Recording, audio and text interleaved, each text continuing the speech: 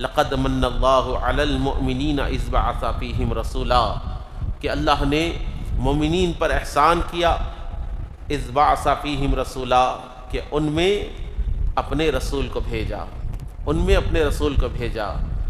اللہ کے نبی علیہ الصلاۃ والسلام کی بعثت کا مقصد، آپ کے آنے کا مقصد، آپ کے بھیجے جانے کا مقصد کیا ہے؟ مقصد وہی ہے جو دیگر انبیاء کو بھیجا گیا، مقصد وہی تھا۔ آدم علیہ السلام کو اللہ نے بھیجا، مقصد وہی تھا۔ نوح کو بھیجا، مقصد وہی تھا۔ ابراہیم کو بھیجا، مقصد وہی تھا۔ موسیٰ کو بھیجا، مقصد وہی تھا۔ عیسیٰ علیہ السلام کو بھیجا، مقصد وہی تھا۔ مقصد کیا تھا؟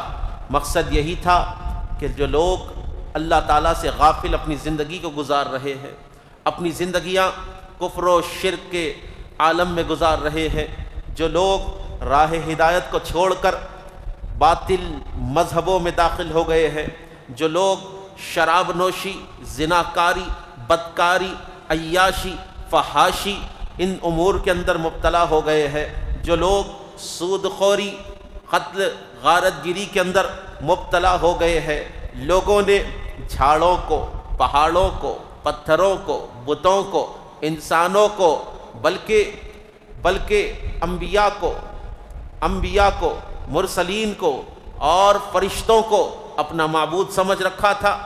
آسمانوں کی پرستش کی جاتی تھی، زمینوں کی پرستش کی جاتی تھی، یعنی کائنات میں کفر و شرک عام ہو چکا تھا۔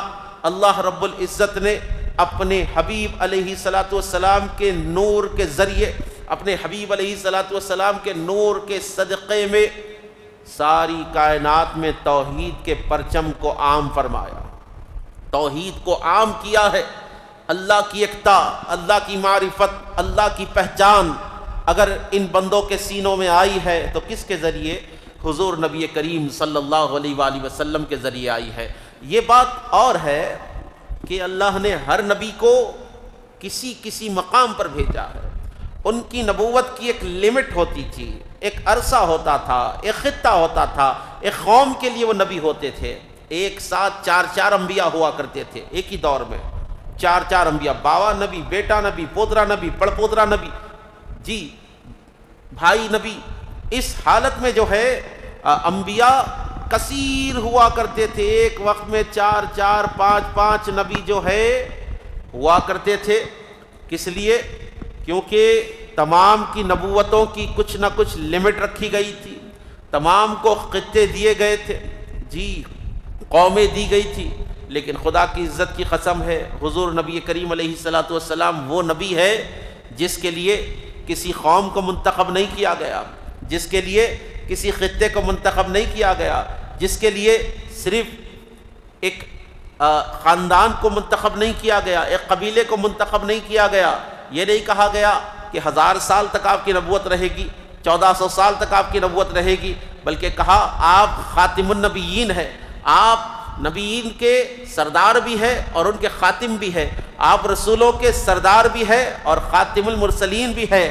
کائنات جب تک باقی رہے گی تب تک آپ کے نام کے ڈنکے بجتے رہیں گے، کائنات جب تک باقی رہے گی، کائنات جب تک باقی رہے گی۔ پہلے بھی آپ کا ذکر تھا، نبی آئے، جتنے نبی آئے تمام نے اپنی امتوں کو آپ کے آنے کی بشارت دی، چاہے وہ صحیفہ ابراہیم ہو، چاہے وہ صحیفہ یسع ہو، چاہے وہ صحیفہ آدم ہو، چاہے وہ حضرت موسیٰ کی کتاب تورات ہو، چاہے وہ زبور ہو، چاہے وہ انجیل مقدس ہو، جتنی آسمانی کتابیں آئی ہے سب میں میرے اور آپ کے نبی کی بشارت دی گئی ہے، سرکار کا کردار بتایا گیا ہے، سرکار علیہ الصلوۃ والسلام کی آمد کی خوشخبری دی گئی ہے۔